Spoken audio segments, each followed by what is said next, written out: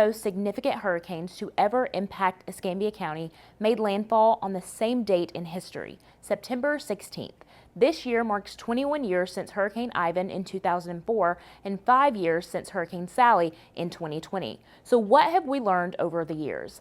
Ivan came ashore as a strong Category 3 hurricane just west of Gulf Shores, Alabama, devastating Escambia County with catastrophic wind damage, storm surge, and widespread power outages that lasted weeks. Nearly every part of our community was impacted. A peak wind gust of 107 miles per hour was recorded at Naval Air Station, Pensacola. Coastal Survey data shows parts of Escambia County experienced storm surge and tide levels of around 10 to 12 feet above normal, especially along bay shorelines and near the landfall zones. The wind was ferocious and there was serious structural damage, dune erosion, and flash flooding inland. Fast forward to Sally in 2020. Hurricane Sally made landfall near Gulf Shores as a slow-moving Category 2 hurricane.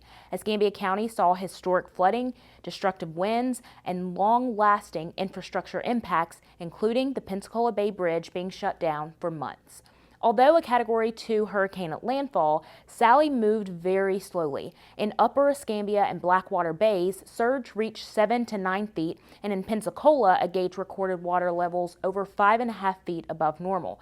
But Sally's greatest threat was the rain, over 20 to 30 inches in many places, all of which combined with storm surge to flood heavily, especially where water couldn't drain because the surge held it in. A key takeaway here should be that the Saffir-Simpson hurricane scale categorizes storms by wind speed, only telling you some of the danger. It doesn't tell you everything. Surge and rainfall, especially from slow-moving storms, can cause just as much, if not more, damage.